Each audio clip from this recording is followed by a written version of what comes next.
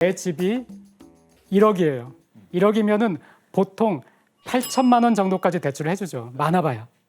그런데 그게 아니고 1억인데 120%, 1억 2천까지 대출을 해주는 거예요. 그러니까 앞으로 상승할 것까지 고려해서 대출을 해주는 거네요. 그렇습니다. 아, 가격보다 더 많이.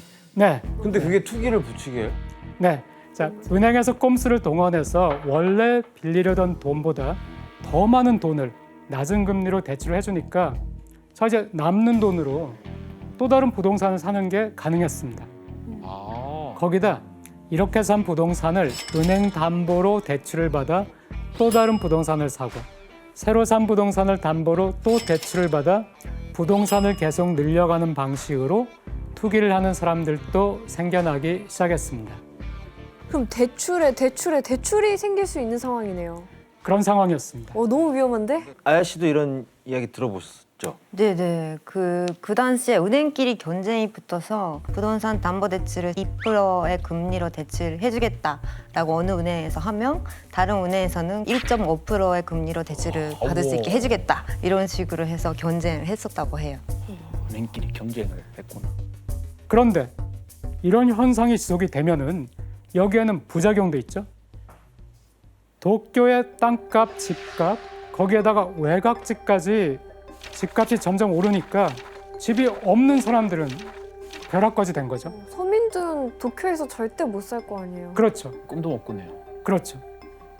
그때 일본의 수도인 도쿄는 뉴욕, 런던과 함께 세계 3대 도시 중 하나로 떠오르면서 도쿄 땅을 팔면은 미국 전체를 살 수 있다. 전체를. 들어봤어요. 또 도쿄 중심가의 항공을 팔면은 캘리포니아 전체를 살 수 있다. 아유. 네, 이런 믿기 어려운 그런 얘기들이 그때는 넘쳐났었습니다. 그럼 이렇게 부동산 가격이 오르는데 대책은 뭐 없는 건가요? 그때는 5.2%였던 GDP의 실질 증가율이 3.3%까지 떨어졌었거든요. 근데 이제 금리를 낮추고 내수 경기를 막 활성화하고 이렇게 하다 보니까 이 실질 GDP의 증가율도 4.7%, 6.8% 이렇게 오르고 있었어요. 그러니까 경제도 좋아지고 하니까 일본 사람들이 자신감이 있어서 이거를 극단적인 버블이라고까지 생각을 못했고 또 일본 정부에서는 금리를 내렸으니까 일본 기업들이 기술 투자하고 설비 증진하고요. 이렇게 하면서 경제가 더 발전할 거라고 생각했는데 기업들까지 부동산 투기에 나선 거죠. 그리고 재미있는 것이 이런 부동산 투자가 일본 국내에서만 있었던 것이 아닙니다. 해외 부동산도 막 사들이나요? 맞아요. 네, 그렇죠. 해외에서. 바로 그중 한 곳이 미국이었습니다. 하와이 많이 샀지. 와, 맞아요. 그 우리 아빠한테 많이 들었던 것 같아요. 그 당시에 일본 사람들한테, 일본 회사한테 땅이 엄청나게 팔렸다. 특히 와이키키 해변의 호텔과 콘도의 60%가 일본인 소유였다고 하고. 대단하다. 그리고 하와이는 조금 그 아픈 역사 있잖아요. 그 진주만 공습당했던 땅이니까 이제 일본인의 땅이 일부가 되니까 조금 더 화가 났던 분들이 많았던 것 같고. 네. 그리고 일본 기업들은 1986년을 시작으로 뉴욕의 티파니 빌딩, ABC 본사 등 미국 중심가에 있는 상징적인 건물까지 사기 시작했습니다. 랜드마크. 그리고 일본 기업들은 미국의 대표적인 빌딩을 사들이면서 미국 전역을 더 충격에 빠뜨렸습니다.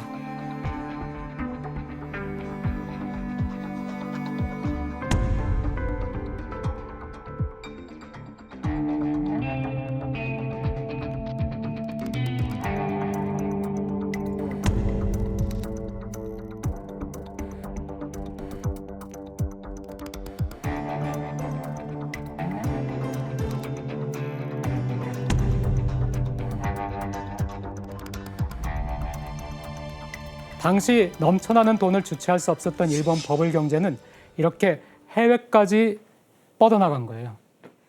아, 당시 미국인들 저런 상황들을 다 알았으면 크리스 씨 굉장히 충격에 빠졌겠어요. 네, 큰 충격 먹었고요. 계속 건물 다 팔리니까 저기 콜롬비아 그 제작사 있잖아요. 미국 대표 영화 제작사인데 그 아이콘 보시면 그 자유의 여신상 같은 여성분이 있어요. 그러니까 자유의 여신 모델로 쓰는 회사가 일본한테 발려나니까 충격이니까 진짜 상징적인 미국인의 거네. 정신도 발려나갔냐고 미국 사람들이 많이 걱정했어요. 네. 그런데 투기할 수 있는 것이, 투자할 수 있는 것이 부동산만은 아니죠. 주식. 네, 맞습니다. 네. 또 다른 열풍, 주식 열풍.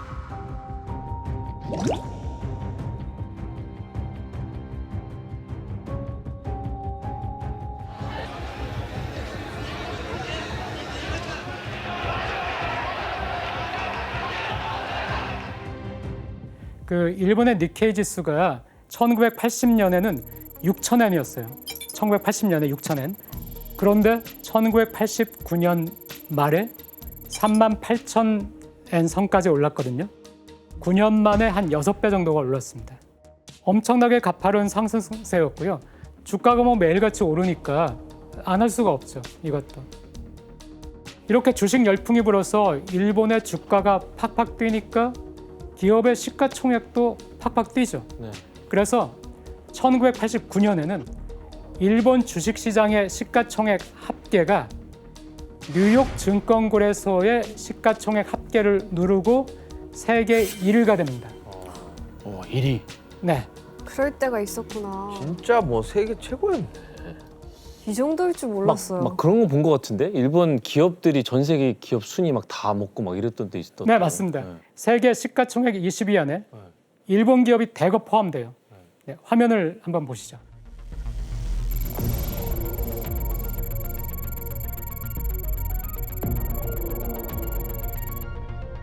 그래. 와, 일본 와, 진짜. 세계 시가총액 20위 안에 드는 기업 중에 무려 14개가 일본 기업이었습니다. 근데 뭔가 제품을 만드는 회사들도 있지만 은행이 순위권에 많이 들어가 있네요. 맞습니다. 놀랍게도 20위 안에 든 일본 기업 14개 중에 반이나 랭크된 은행 및 금융업이었습니다.